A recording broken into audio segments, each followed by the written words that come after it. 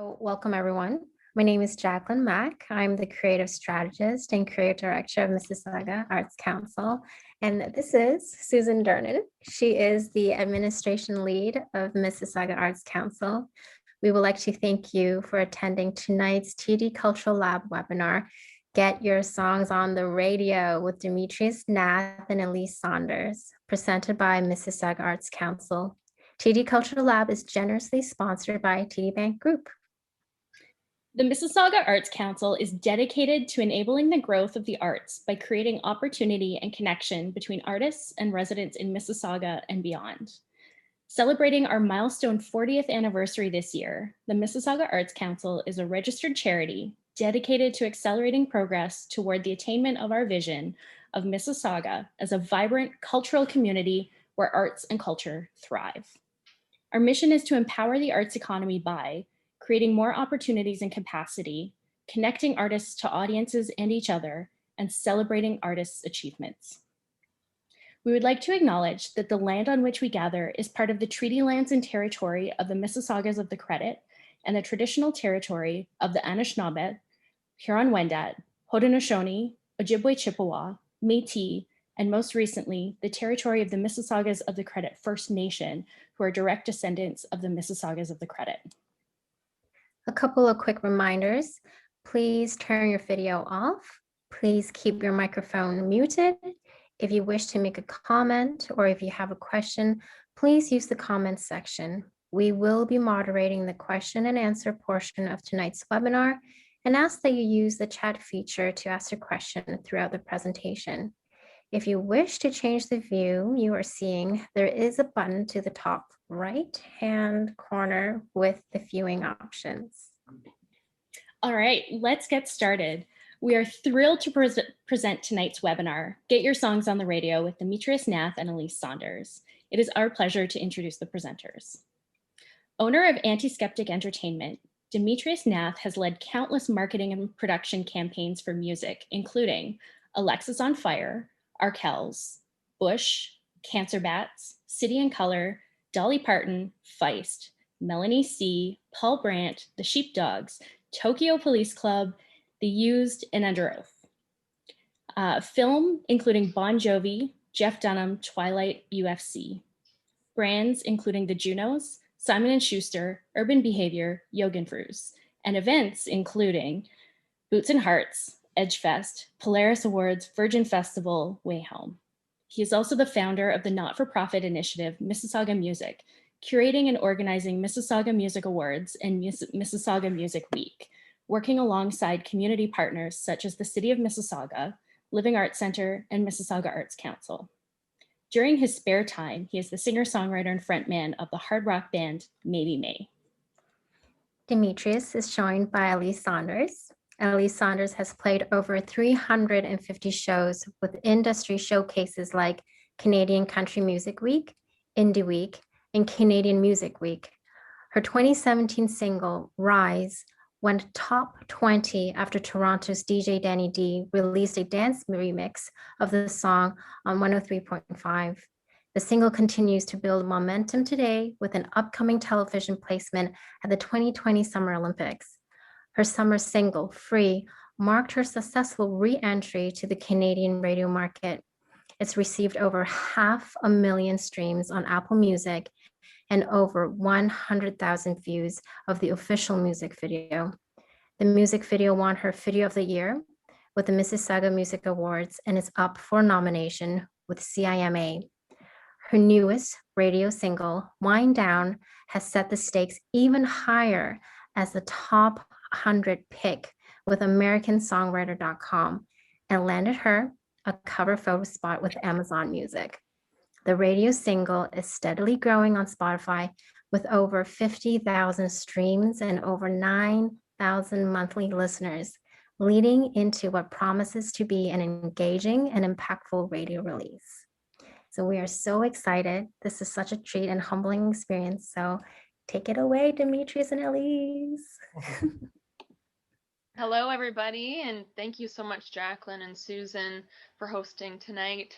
We're super excited to be with you, and thank you so much to Mac for setting this up to be a part of this is an honor alongside Demetrius, who you're an amazing person and so involved in so much of the music community. So it's an honor to do this with you.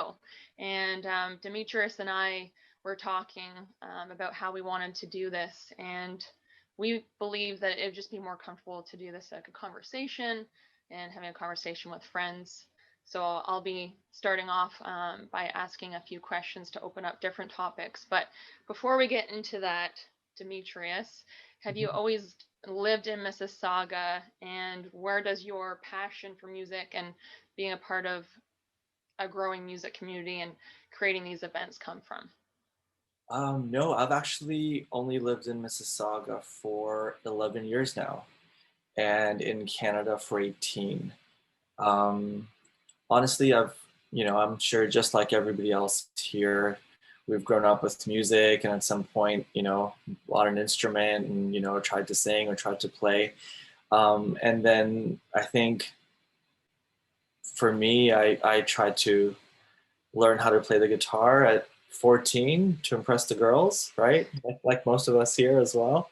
And I think fast forward, yes, Vivek agrees. And I think fast forward to recently, like just living in Mississauga and, sort of seeing what goes on at Square One and attending music festivals in Toronto and Hamilton. I think I just thought that maybe more could be done in Mississauga. A few more hands couldn't hurt. So that's where the events and all that Mississauga music stuff come into play. But I've been doing the radio promotion thing as a full-time job for about, I think, 15 or 16 years now. Awesome. Yeah. Well, myself as well, I haven't always lived in Mississauga, and I've since my time in Mississauga have moved on to a new place just to keep furthering my career in music. But Mississauga was definitely a key place for my artist development. I have many memories going to the Port Credit area. I was around 16 years old, and we would go to the afternoon events and check out live music with my dad, who was living in the area at the time. And we would get guest spots for me. I'd hop up on stage, and then it would be nighttime, 19 plus or over, and I'd have to hop out of there. So early on, I was definitely influenced by the entertainers in Mississauga, because there's incredible talent and so much music, and especially in Port Credit, it's just such a hub. So I've always thought of Mississauga as my second home, and a place that I still love to be a part of, and such a supportive community and such a variety of music. So I'm proud to call that my second home. Where do you live now, Elyse? So right now I'm actually in Toronto, just somewhere a little more central and where I was just kind of pulled to. But yeah, country music, why I got into country music was because I'm from Peterborough originally. So it's just kind of part of my natural roots, and I love storytelling and just being authentic and real to myself. And yeah, it's been a journey. It's exciting to get to this point in my career. It hasn't happened overnight. Like all of us, it takes time, and if you invest in yourself, I think it pays off. And just don't be looking for that success overnight. You have to love what you do. Exactly. So should we get into some of our topics? Yeah, I mean, there's people here, right? They probably want to hear some of that stuff. Yeah, well, and as we're going, if you have some questions, feel free to throw them out there, but we're going to be starting off with some questions to open up the topics. So the first one would be, in your opinion, what is the role of a radio tracker, and do you need a radio tracker? Well, I think, you know the saying, it's not what you know, it's who you know. It's cliche, I know. I don't want to start off with something cliche, but it is true. It's not what you know, it's who you know many of the times. And it's more prevalent than ever in the music industry. And, I would even take it further and say it's why people know you or why they know you, right? So it's not just what you know, it's who you know. And even more importantly, why do people know you?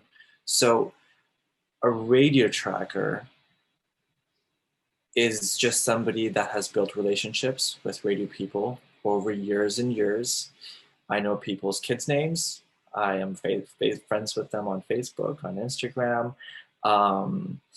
They know me, I know them. They make comments about my hair. I'm friends with a lot of these people. And it's just a relationship that I've built with people over the years, professionally and even personally. I hang out with these people when I'm in town. I take them to lunches and dinners. We have coffees. It's a friendship. So you need a radio tracker because people at radio, you probably don't know beyond what you can find on the website by Googling radio stations. So a radio tracker's job is to get to know these people and send them, service them music that fits their stations. And beyond relationships with radio folks, radio programmers, music directors, radio trackers also have a track record, which means we've sent them music that has worked before. We have sent them artists that has charted before. So there is that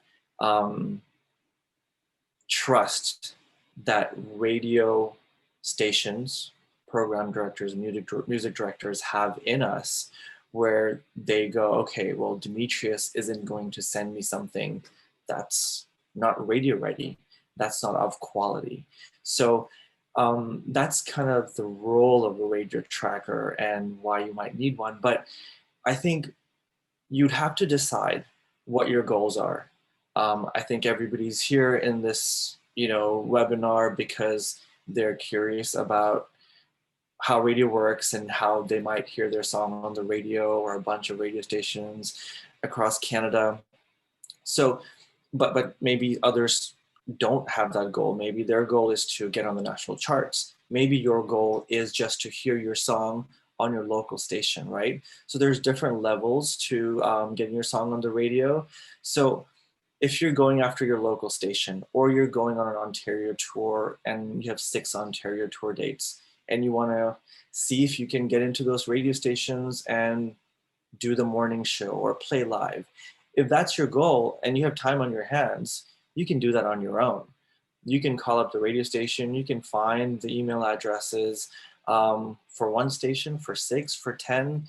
You probably have that time, and do it on your own. And if that is your goal, then you don't need a radio tracker. However, if you want to look at national radio airplay, if you want to look at national radio charting, if you wanted to get into the territory of earning revenue and royalties because of radio airplay, compete with the artists that are on the labels. If those are part of your goals, then you might want to seriously think about a radio promoter and a budget, because I can't think of a single, nationally charting radio song on the radio that has been promoted independently by an artist. You're either going through a label or a promoter of some sort. I hope that answers your question. Yeah, I definitely think it does. And to further on what you're saying, I guess I'll explain kind of my experience as a country artist. I don't have experience in the other genres, but I'm sure they're all pretty similar. For me, I've hired a radio tracker because I have the budget, fortunately, from Factor Canada to do that. But I will say, if anybody wants to hire a radio tracker, they tend to be pricey just because they, like you said, Demetrius, they have worked really hard to develop that rapport with all those radio program directors, their friends, and when they send something out to those stations and those people, they're going to actually listen, because those trackers don't necessarily work with everybody unless they really believe in the product.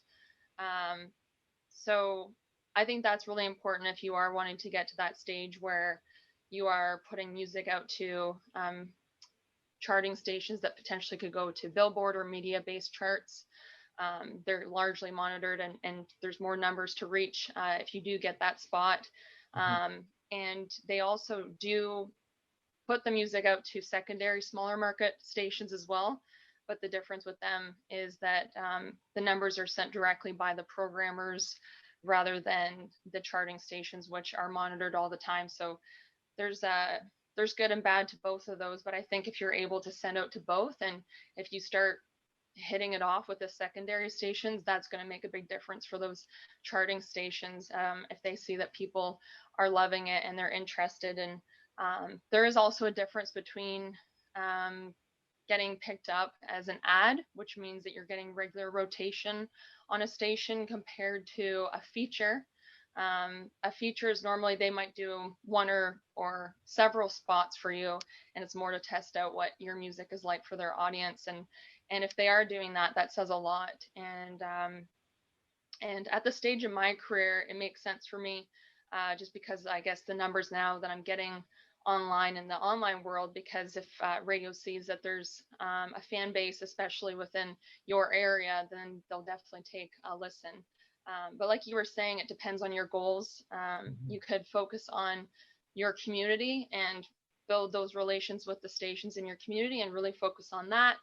Or there's places like CBC Music, depending on what your music style is like. CBC tends to like a little bit more of that indie style, Canadiana kind of sound. And then there's also college radio, which is also a great market too. It all depends on what your style of music is. But for my world of country music, it's definitely important to, I guess, send out to the stations with a radio tracker, because of the known name that you're working with, and just the way that the industry has changed. It's harder to release on your own to radio now. So I highly recommend a radio tracker. But if you have those great relations, it's not a bad thing to start and reach out and even just get their opinion and see what they think of your song. And also to be really aware of what those stations are playing. And if your music is even in the realm of that. I think we're all creators and we want to create music, obviously, that's authentic to us, and we really, it comes from a real place. But if you're going to be getting into the radio world, you have to keep that in mind, that radio is definitely a commercial market, and they want music that fits that role. So to really research and listen to what kind of music they're playing, if that's a goal to get onto radio, and try to write with that in mind for your radio singles. But if you want to do some other cool stuff outside of that, that works too. But if you're going for that radio approach, really think about that. So I think that answers that category. Let's see. How do you know when you're ready for radio? Well, I think the first question would be, why do you want radio? Or what makes you think you should go to radio? Because I think when you write a song and you record it and it's produced well, nothing is flat, and it sounds better than you singing it in your bedroom, and your boyfriend or your girlfriend or your mom thinks it should be on the radio, you go, oh yeah, it should be on the radio. Everything on the radio sucks. I think it's like a common thing to go, oh, mainstream radio, or radio in general, like, it's not, whatever's playing on there is no good, my song is better, I should totally be on the radio. I notice this in a lot of artists, and maybe a lot of the times it is true, but why are you wanting to go to radio? I mean, there's tons of artists that have never gotten radio airplay, and they have built empires online off of touring. They get tons of great press, but they're not a good fit for radio. And it's, so I think you'd have to ask yourself why it is that you want radio. And I've got a slide here, which may or may not help, so bear with me for a second. Can everybody see this? Looks good. Cool. Looks good. So yeah, I think, nowadays it's like the question always is radio still relevant? Who listens to radio? And I think one of the things that I like to say about radio is that when the television came out, that was supposed to be the end of radio, however many years ago, 70 years ago, I don't know, when the television came out. And then when the internet came out, it was supposed to be the end of radio.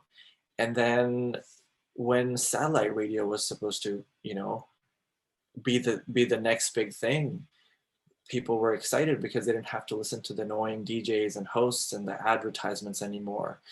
And satellite radio was supposed to end radio. And over the last 3 years, streaming is going to end radio. That's it. Nobody's going to listen to radio because everybody's on Spotify. And we don't know if that's the case or not. But all I know is that TV didn't end radio, internet didn't end radio, satellite radio didn't end radio.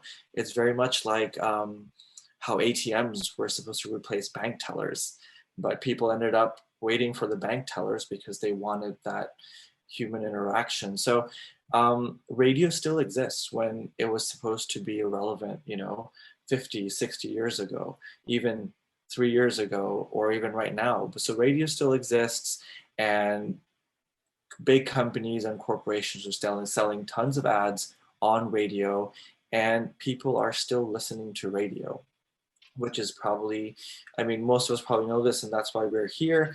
But it's also important to know that so much of the industry is still not dependent, but looking at radio for information, for stats. You know, record labels, management companies, publishers are looking at radio for royalties, for exposure, for revenue. Booking agents and promoters are looking at radio airplay and seeing who is charting in Calgary and Vancouver and in Winnipeg, so that they can bring those artists into town for festivals and things like that. So a lot of the industry is still, to this day, looking at radio and feeding off of the information and the artists that radio is playing.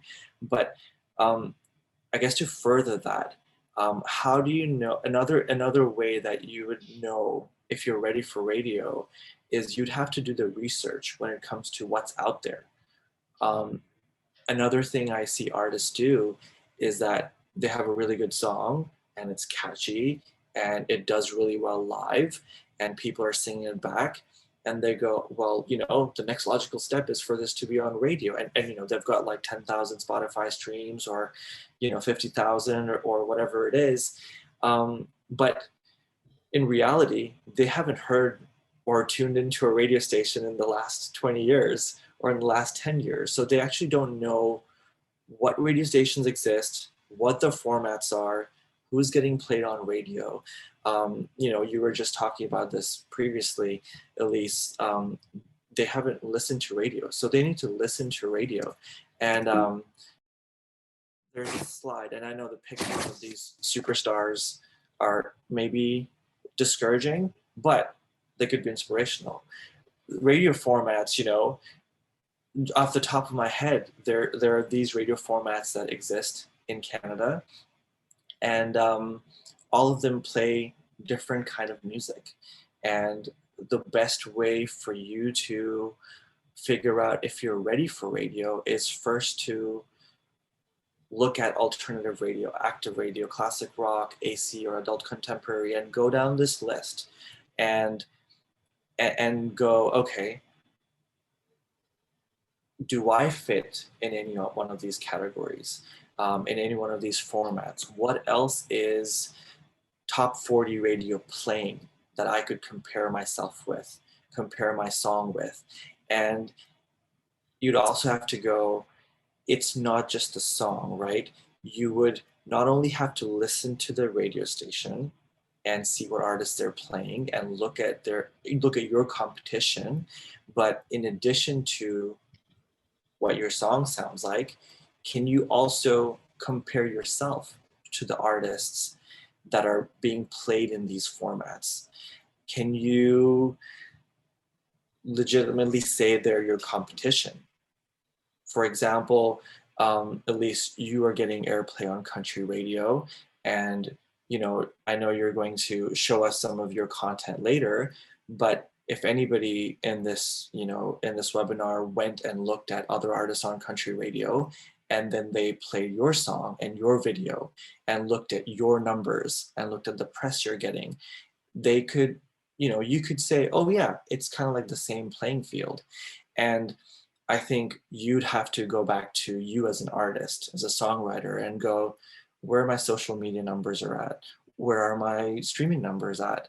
And does my song sound like it could fit and compete next to these songs in the same format?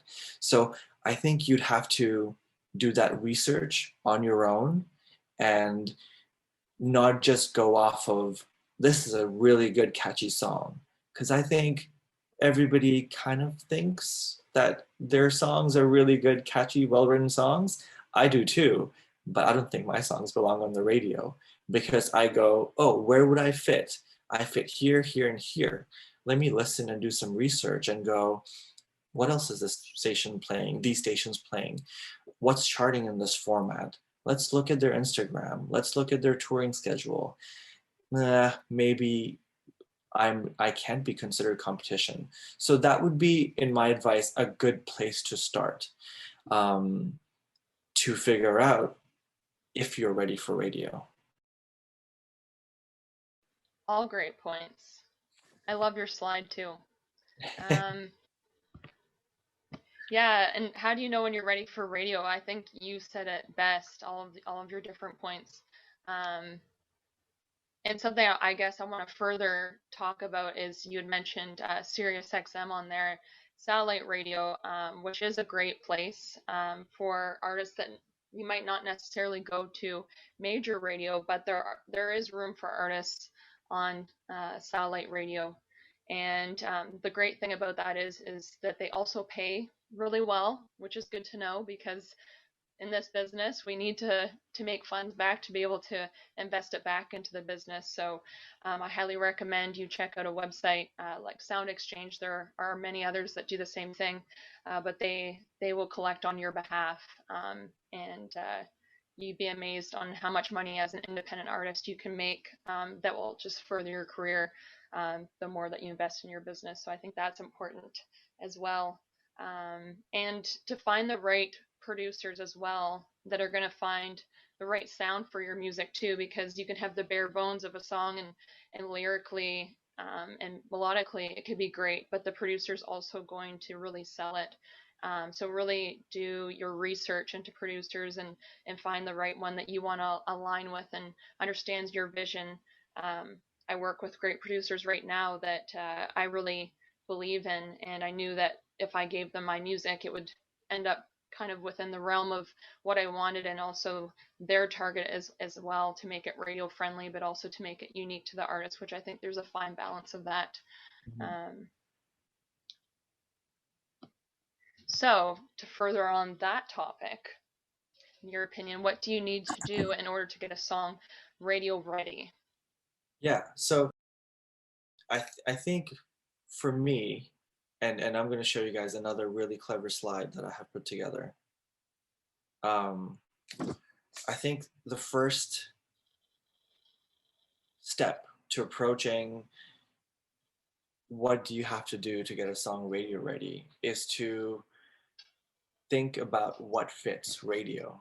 And previously I said, do your research and all of that kind of stuff.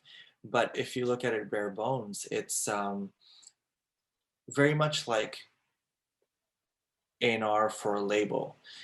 There's two schools of thought. One is that you have a song that is very similar to what's working right now, or you are an artist that's very similar to what's trending right now. So there's Billie Eilish's picture there, because actually, let's go with Ed Sheeran. Ed Sheeran on the left there is a singer-songwriter, really catchy pop songs, and that always works, right? But then the other school of thought is that, are you an artist with a song that's completely different to what's going on right now on mainstream radio, or on radio in general, or in the mainstream, right? We've seen artists like Adele come out of nowhere and blow up with a style and with a sound that wasn't very popular at the time. We've seen the same with Mumford & Sons when folk rock took over alternative radio for a few years. Another artist that comes to mind is Lorde, when maybe 10 years ago, when her lo-fi electronic sound was blowing up because she was so different, right? And now we're seeing it with artists like Billie Eilish, where you can't really think of 10 other artists that are very similar to Billie Eilish. So you'd have to reflect on yourself and your sound and what you're creating and who you are as an artist and go, am I somebody that's on trend, or am I somebody that's completely different? And from there, you'd have to go, well, if I'm on trend, then this might be an easier approach to go, hey, look at me, I can compete with the 10 other artists that are on your playlist. But the danger with that is that you might be similar to 10 other artists. So that's one way to approach getting yourself ready for radio. And the other way is, well, I see these 10 artists that are on radio, but I'm going to come in with something completely fresh, completely different. And I'm so unique that you can't find anything else on radio that's like me. That is an uphill battle from the get-go because you're so different that people don't get you. But if you can be successful, like a Billie Eilish, like a Lorde or an Adele, like Mumford & Sons, if you can break the mold, then you're going to start something very special and tons of people are going to end up copying you down the road, right? So there's two of those thoughts in the very beginning. Well, you'd have to, I think, establish which road you want to take. Do you want to compete with everybody else by being on trend? Or are you going to stay true to who you are and not care about what you're supposed to sound like, what your song structure is going to be like, what you're supposed to look like, and try and fit what's working in the mainstream right now? So there's two ways to approach it. And then beyond that, I think all of those things that you mentioned, things like the length of the song, it has to be around 3:30, probably no longer than that. You cannot have swear words in your song. Obviously, the hook, the chorus should ideally come in within the first 30 seconds to a minute, no longer. You can't have like a 16-bar intro. Your lyrics have to be everyman themed. They have to be fairly, singable. Like all of those things that, you can just Google and go, okay, these are some of the things that I need to cater to if I'm servicing a song to radio. So those are some of the things that are standard, but as we maybe touched on before, another thing that's really important that artists don't consider, I don't think, is what's going to happen beyond the song. Who are you as an artist outside of the song? Nowadays, it's really easier, I should say, to have really catchy, well-produced songs. Everybody has a home studio and, everybody has a plugin that can get you on pitch, no problem. You can buy a bunch of tracks and put them together and you can have a really well-produced song and it's not going to cost you $5,000 maybe like it did 15 years ago. So this is good for you as an artist, but it's not in a way because 200 other artists have really catchy, well-produced songs. So your competition when it comes to the audio portion is really steep. So beyond, number one, figuring out who you want to be as an artist, do you want to be on trend or do you want to try completely something different? And then going on and catering your song perfectly to fit the radio format you're going after. The third thing, and not the least important, equally important, but the third thing on the list, I think, is what do you have going on as an artist? Do you have social media numbers? Do you have great promo pictures? Do you have a well-written bio that you maybe paid somebody to write, as opposed to you just put something together and go, I can't write anything better than this? Do you have press clippings that you've collected over the years? Are you consistently performing? I know that really doesn't apply right now, but have you toured? Have you at least done Ontario? Do you have music videos? Do you have lyric videos? Do you have behind the scenes footage of your music videos? Do you have the making of? Do you do video blogs, right?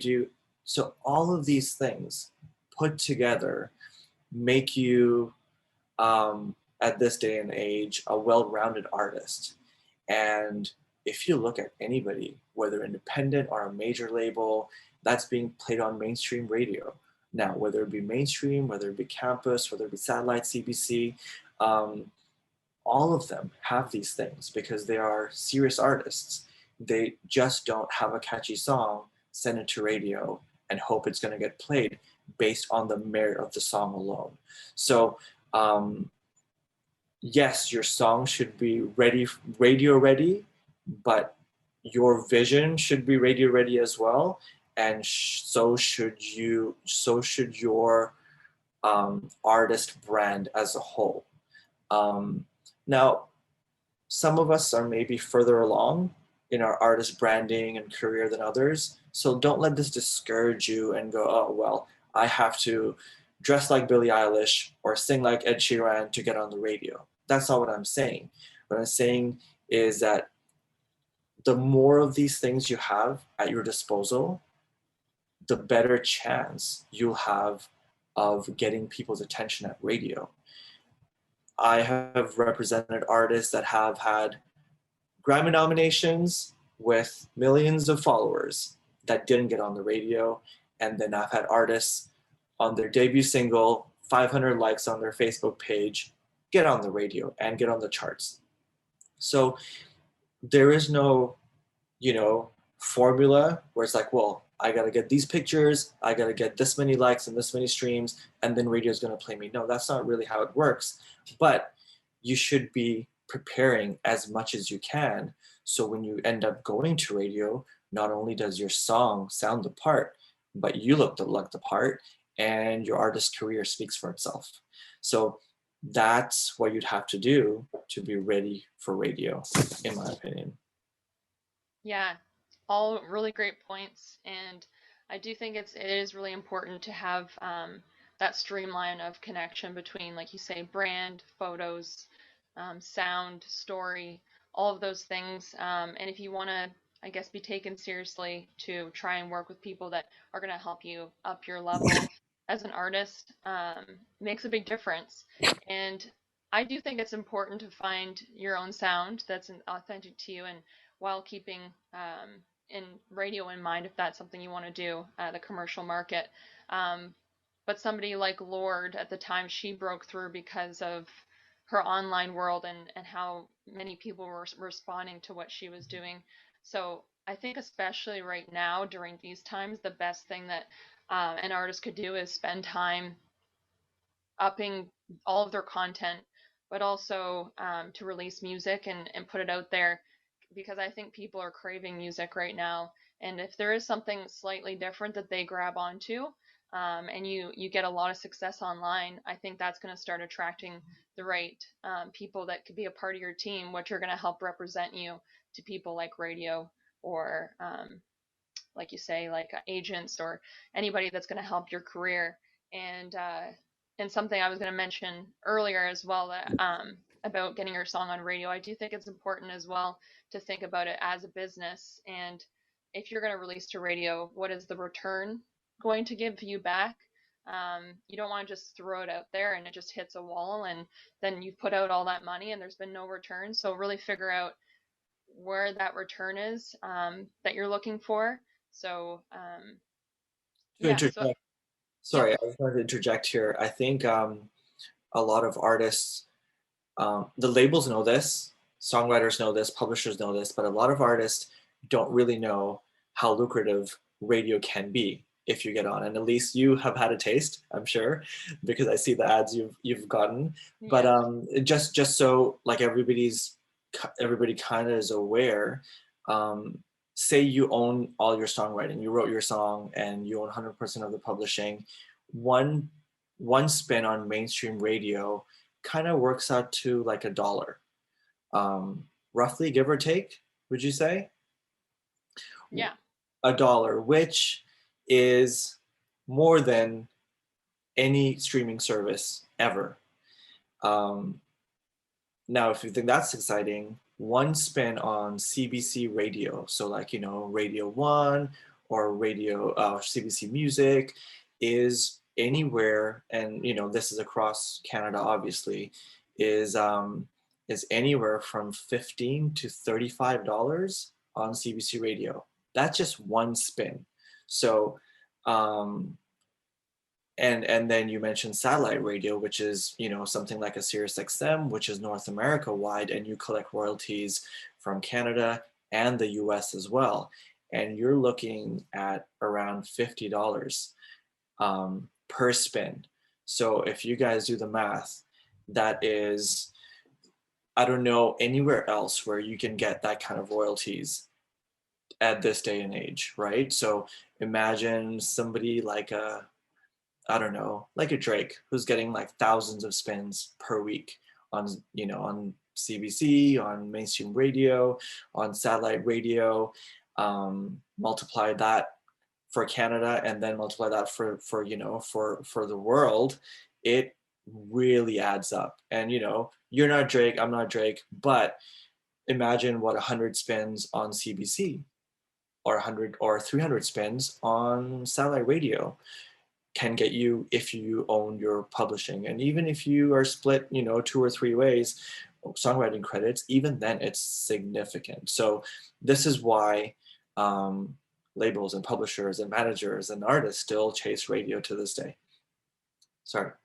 No, yeah, no, thank you. I just wanted to get people excited because people think, oh, radio, I tune into my station in the car and it's really exciting. We'll take a little video, or somebody in Alberta is playing it. We're going to stream it and it's exciting, but it goes beyond that. Like it's for some people, and I have plenty of artists that I represent. For some of them, it's a legitimate revenue stream, and it helps them break even. So totally. I see there's a question here too.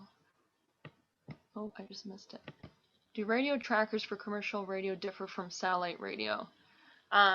So in my experience, the radio tracker will pitch to both, and they will be able to track both.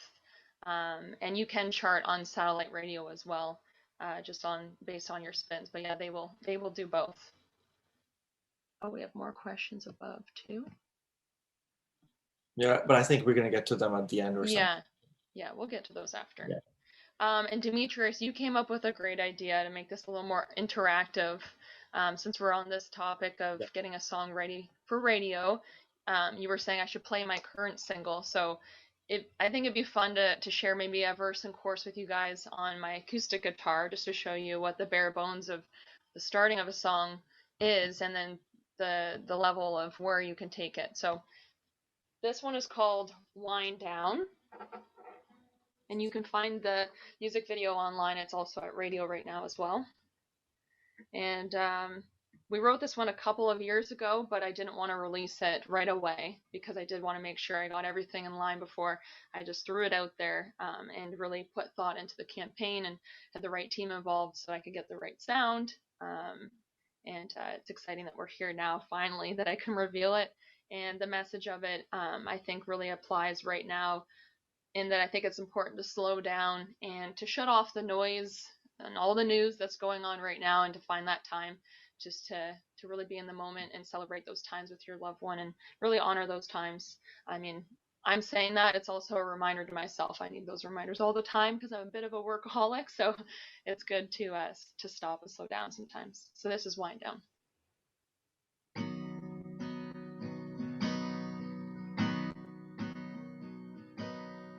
Baby, I know you had plans for us, but tonight we don't need all the rush. We could just stay here with the lights down low. We've been working way too hard, spending too much time apart. Just need you close to me right now. Let's wind down. Kisses California red right off my lips. Take some time, somehow run your fingertips down to my hips, 'cause I don't wanna paint this town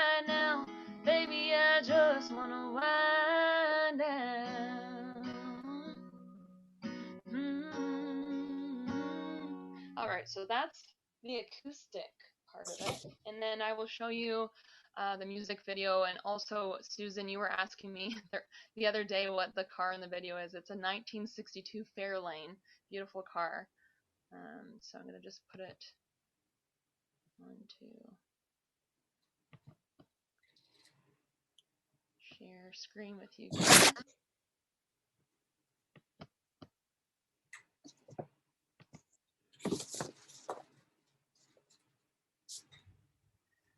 Sure it's all loaded up here. So this one I co-wrote with Daryl Scott and Joey Green, and it was produced by Paul Chateau and David Wills.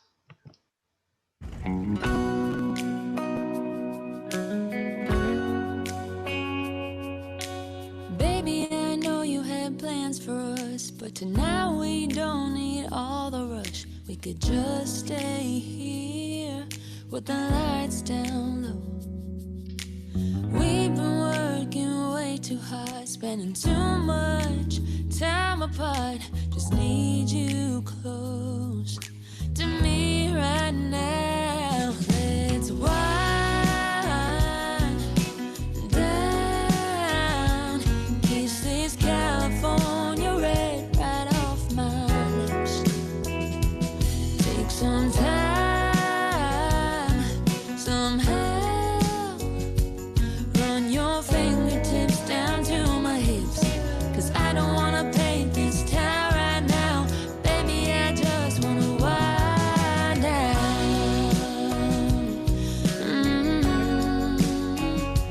We could pour a glass of Cabernet like the one we had on our... So that's it. I'm just going to turn this video off here.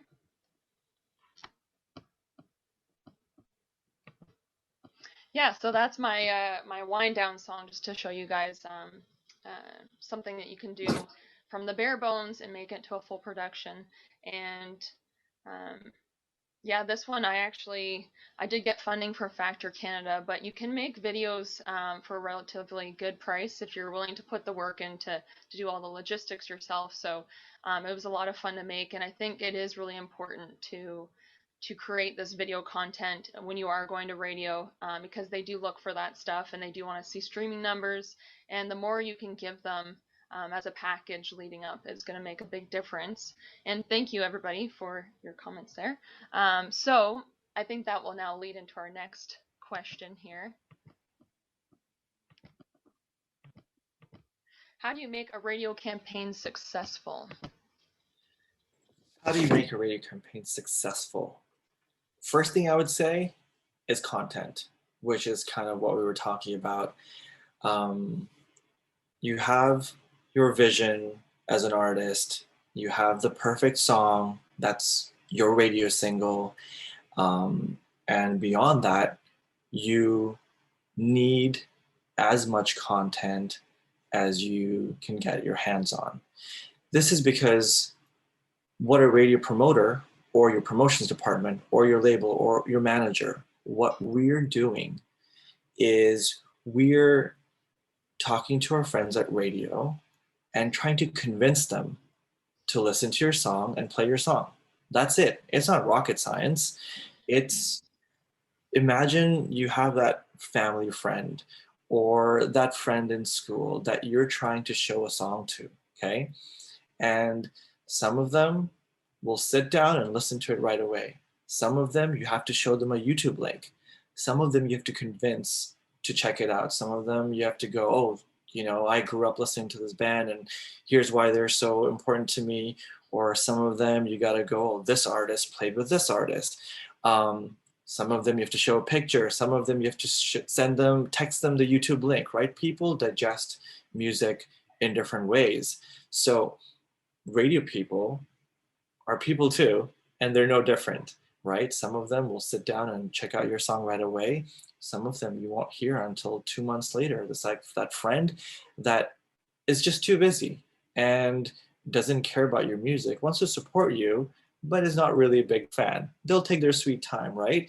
So what we're doing is we're trying to get these people's attention and send them your song, your branding, your music video in a way where they're enticed to go, oh, I'm going to check this out because of maybe something said in the email, maybe because of what I said on over the phone, maybe because the music video has gotten 500,000 views, or maybe because the song has 500,000 streams.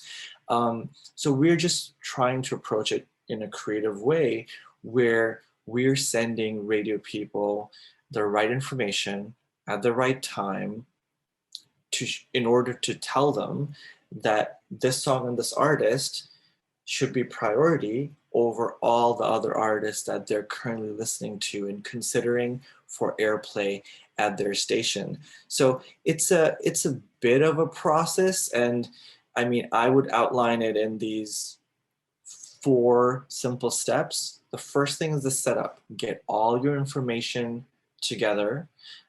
Everything you have your song, you have your tour dates, you have your social media numbers, you have your pictures, you have your bullet points of your accomplishments over the years, awards you've won, grants you've received, your music video, your behind the scenes pictures, your press clippings, all of the things that you would post and you would shout from the top of the rooftops to convince people that you are worth paying attention to, right? And then put a timeline together. A single at radio is typically 3 months in length, give or take. So stagger your information.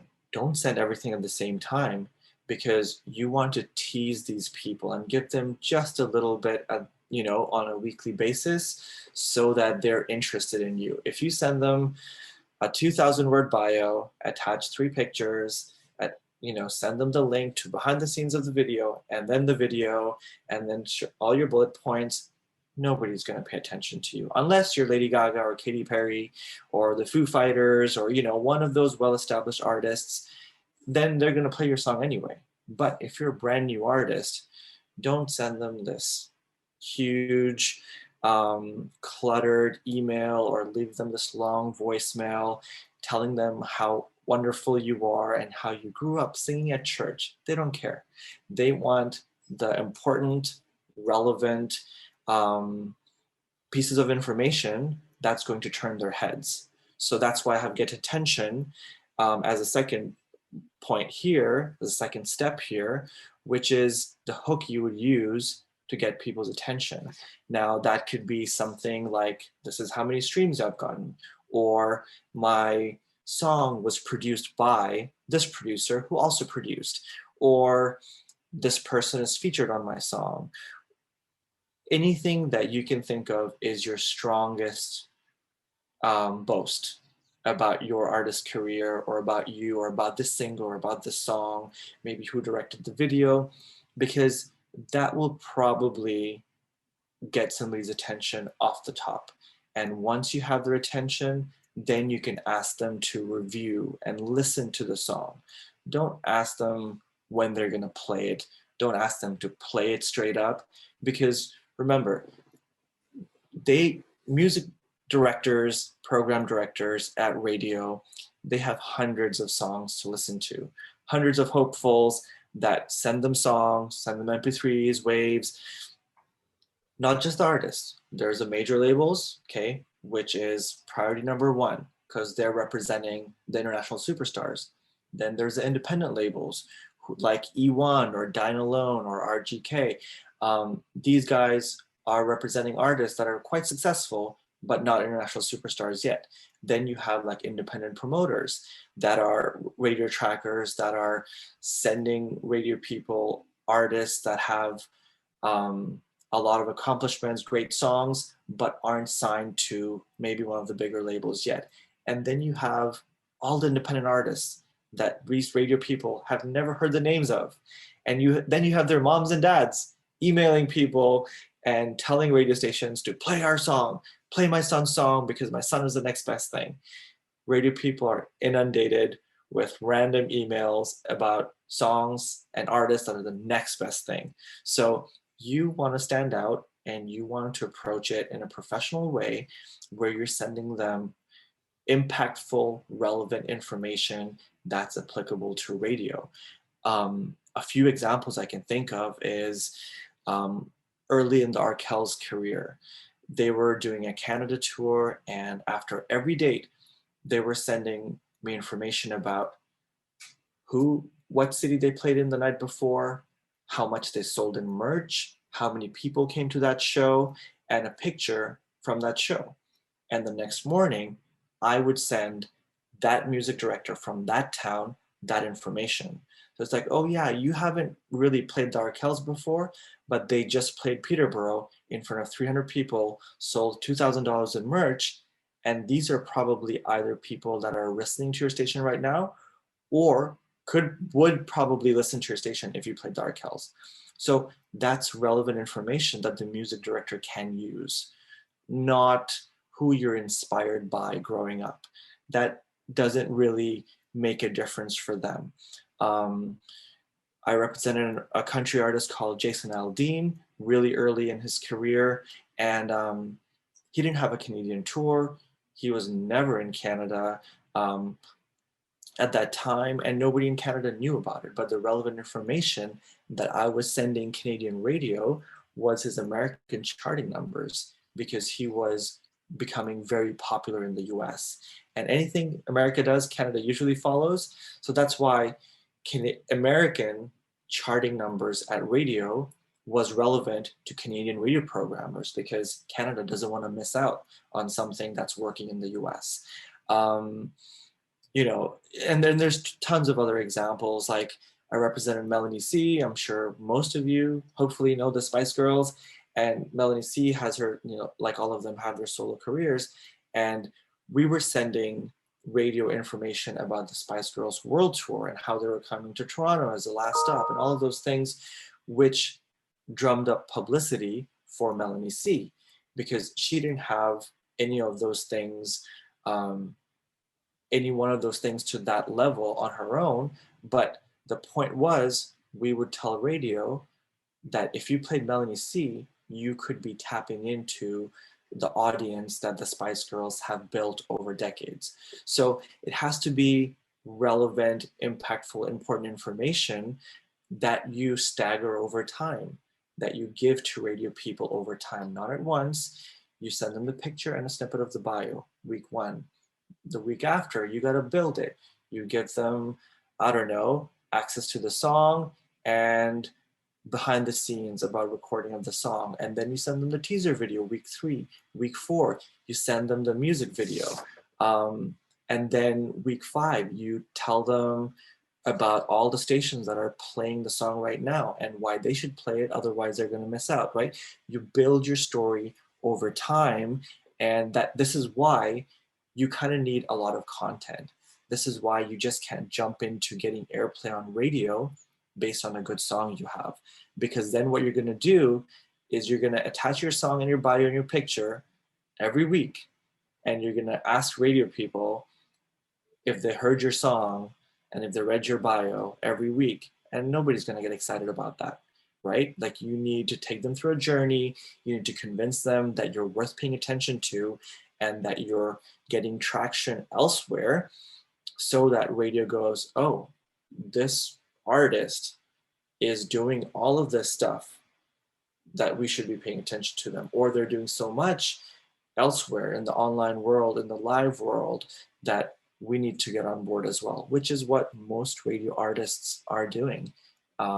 So in order to make a radio campaign successful, make sure you have, beyond your song that's radio ready, you've got a bunch of content lined up that will last you at least 2 months, in order to every week have something new to say to people, have something new to show for yourself, that you're building, I guess, stuff around your single. That's really the only way, as an independent artist, that you can convince radio people to take a chance on you. Because on the other hand, you have international superstars like Taylor Swift. Week 1 will get played everywhere, added everywhere, because they have built that over a decade, right? If you don't have that just yet, you have to build to a place where everybody at radio is not just familiar with your name, but your face and what you've done in your career. So by the time you get to your second or 10th single, they go, oh yeah, we know Elyse. This is going to be a good song. We're going to add it right away. There's no teasing them. There's no building that. Now you've reached a level where they go, Elyse, it's going to be a good song. I'm going to listen once. Great. We know she has a built-in audience. We know she's going to be touring across Canada. We're just going to play the song. So that's all the mainstream artists that you hear all the time, whether you're going from the AC station to the hot AC station to the top 40 station, you hear The Weeknd and you're like, I can't get away from the song because he's built himself to that point. Yeah. Yeah, and I think with a campaign, like you were saying, I've heard there's, from a lot of artists, there's two different approaches, which I think both can work in different ways, I guess, depending on how you make it. But I think as an independent, it's sometimes better to, I mean, if you're new to radio, to sometimes start building your campaign before you approach radio, just so you can start getting those numbers up. You have that content to go to radio with. And then on the other hand, I've heard from artists that they don't put their content out there until it's at radio, and then they start feeding all this stuff to radio. So there's two different approaches. Sorry, go ahead. Oh yeah, no, you go ahead. I was going to say that traditionally, like if you look back 20 years, radio single goes out first, it gets some traction, then they release the music video, gain some traction, then the artist goes on tour and releases an album simultaneously. That's the standard approach that we've all probably seen growing up. Mm-hmm. But nowadays, there is no formula. There is no right or wrong. You can play around with it because sometimes you can release the music video and get a bunch of music video views on YouTube or wherever it premieres, and add that to your bullet points and use that as incentive for radio to pay attention. Sometimes you let the song, you release the song and you wait a couple of months for the streaming numbers to hit a certain point, and then you use that as traction or incentive for radio people to take notice. And then sometimes you can, do it a little bit traditionally as well, where radio gets the first listen and they get to premiere and they start playing, and then your publicist uses that radio traction as incentive for people to blog about you and cover you on the newspapers and the magazines. So this is why I was saying, like, the setup and the tools you have at your disposal and the timeline, that's really important. You have to figure out which way you want to do it, because any way can really work. Mm-hmm. You just have to go with whatever you're really good at. So if your social media is your strongest game, then start with that and leave radio till the end. However, if you've noticed you're getting radio support over the last couple of years, then maybe radio is the first thing. And then you can use that to get press later, or press could be the first thing, right? Like it's, you could go about it in a number of different ways. And I love that right now in music, it is really cool that you can come up with these different plans, like you're saying, and try these different ways and really figure out what approach works for you. I've done it differently in the past compared to what I'm doing now. And I would say, I think just with the times that we're in right now, it's smart to come up with your own path, like you say, and to plan ahead. And it's also really important that if you are going to start releasing to radio, you have to at least have 3 as part of that campaign. For anybody out there that's new to that, you should always have at least 3 just to go back to back to back.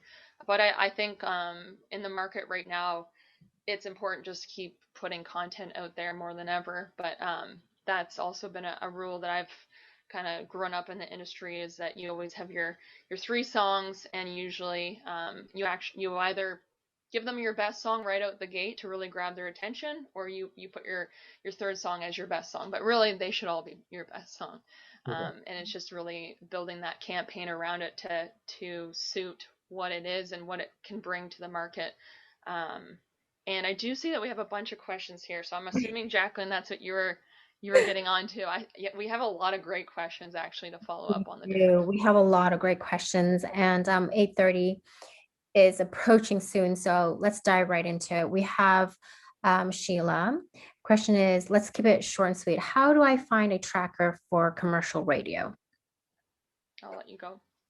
You could email me. I could send you a list of all the trackers that are in Canada, and then you could just check out their websites, see if you like what you see and if they're representing artists that are similar to you, or you just get a good vibe, and then you could send them your song and see what they say.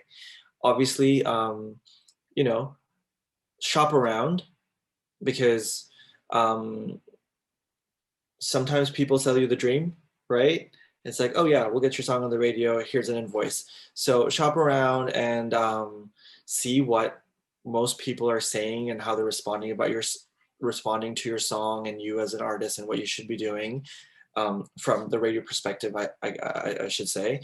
And if you see, continuity in the feedback, then like, yeah, this song would work on this format according to 3 of these radio trackers. And then depending on price and timing and your schedule, then you could hire one of them. But yeah, I mean, I could send you that list, I guess.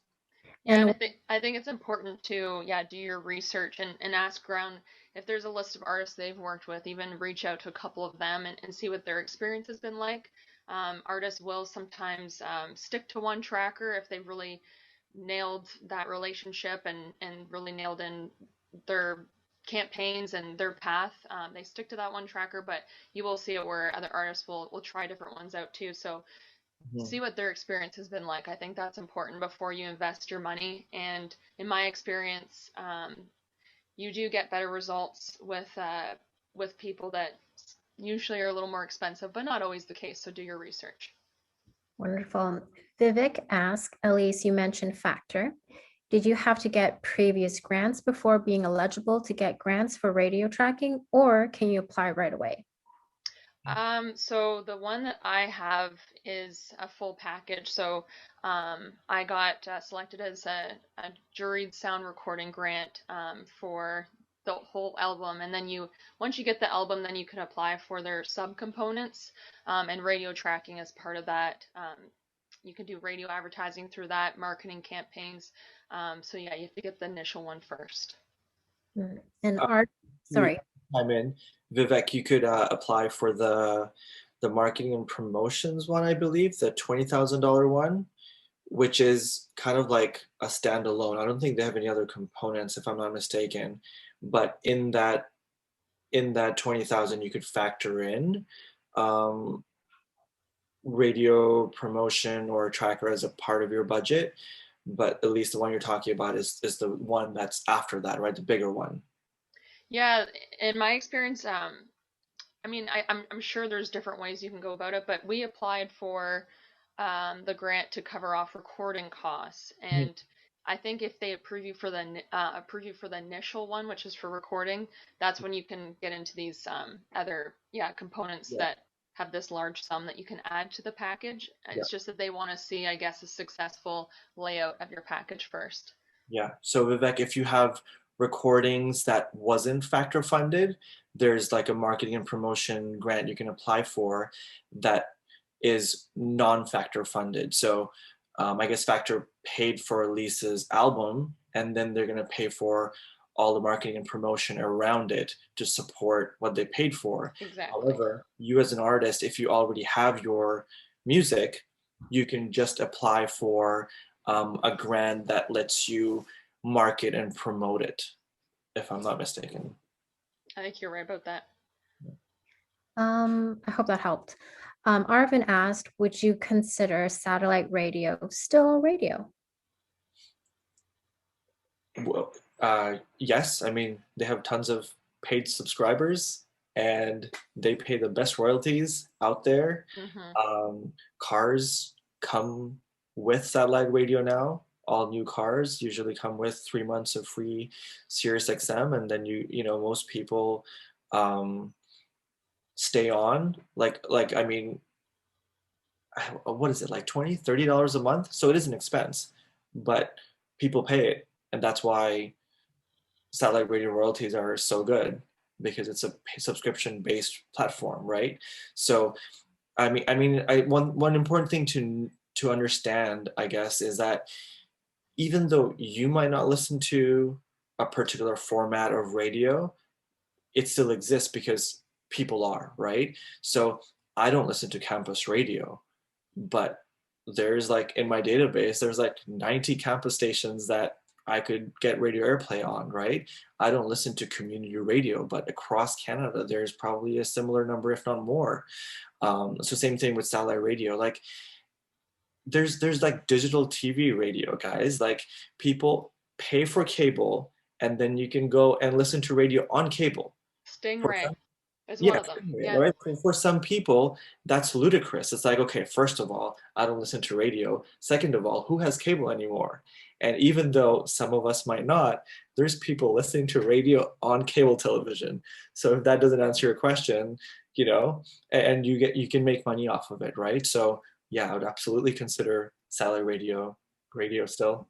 And they all have their own charts too. That's great. Mark asked, I've not heard of campus radio, college radio. I'm from the UK. What music genres are really considered playable to these types of stations? I can speak for Canada. If you go on earshotonline.com, I think between earshot, and online, there's a hyphen. But if you go on Earshot Online, it'll give you a quick snapshot of stations in campus stations in Canada, what they're playing, what the national top 50 charts are. It'll give you a good idea of what people are playing. But it's campus radio is basically any radio station that's affiliated or directly on campus when it comes to like colleges and universities across Canada. It's a huge format in the US because they have so many schools down there.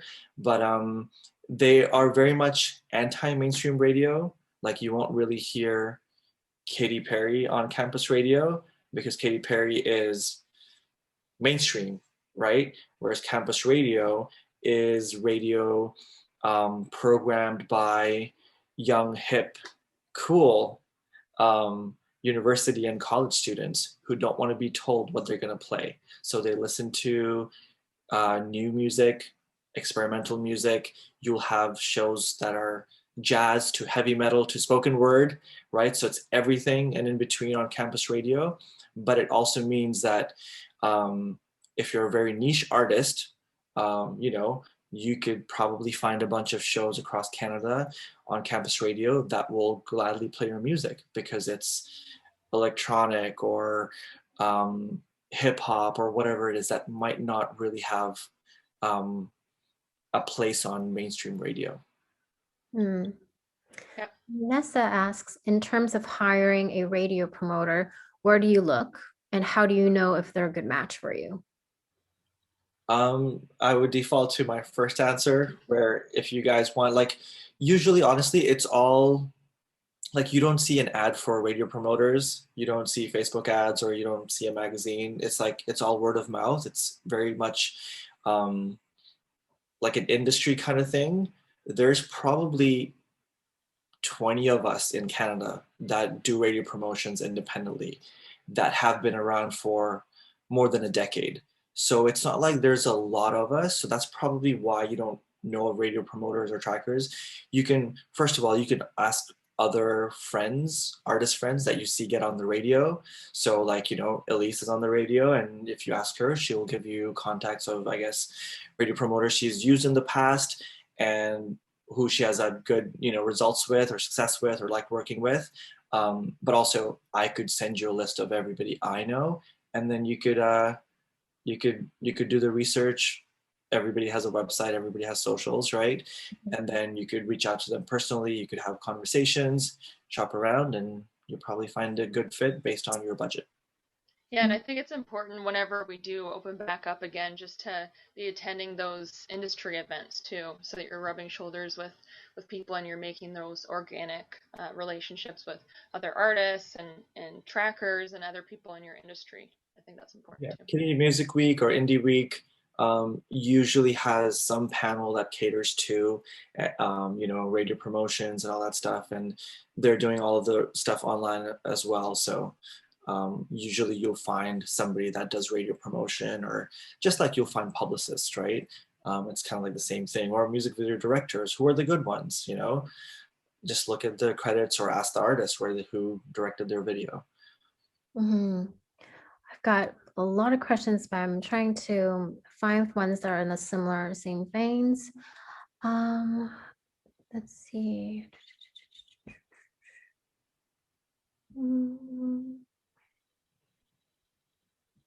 There's so many of them. Jennifer asks, what if you don't want to limit to a specific genre? Would this confuse the audience or not recommended? Sorry, could you say that again? What if you don't want to limit to a specific genre? Would this confuse the audience or is not recommended?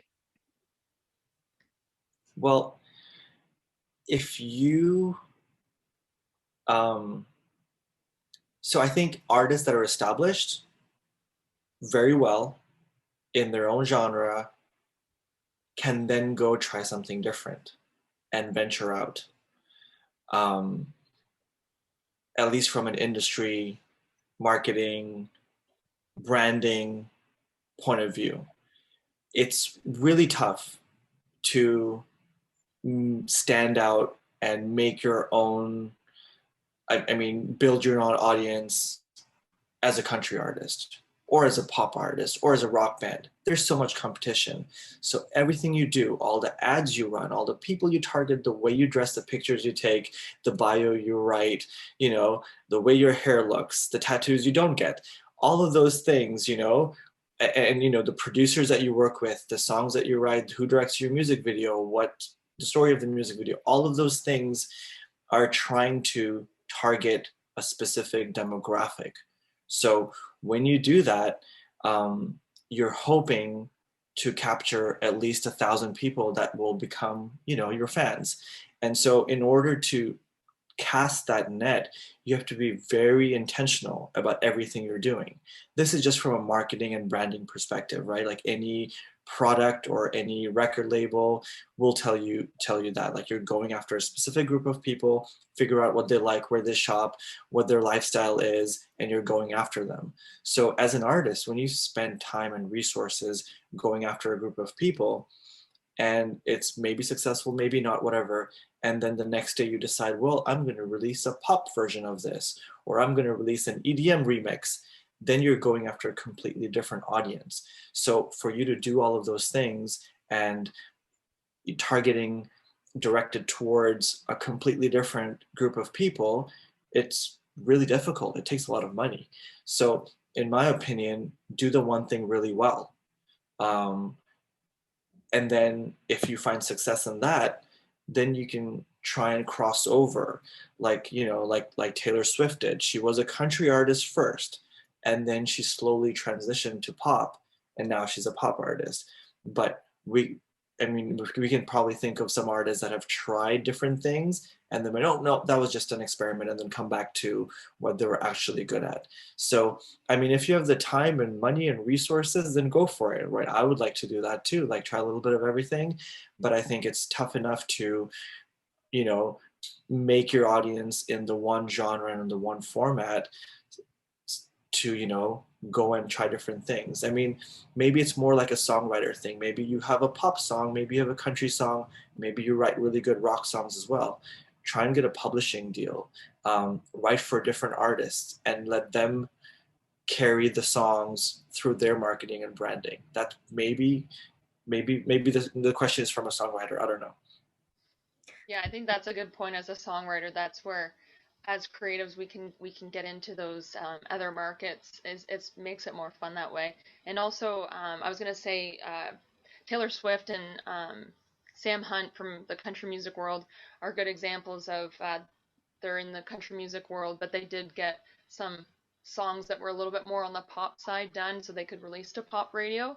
But I would say I don't know how easy that would be for an independent artist. They were able to do that successfully because they had that label support and that finance support.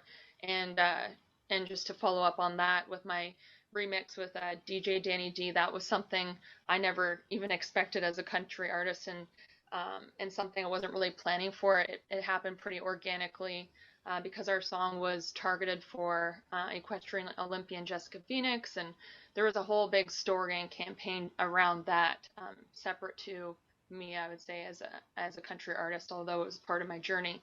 And that was an example of where a song actually did really, really well in the EDM market. And I had a ton of fans actually who still follow me now who were from that song doing really well, and them hearing it all the time.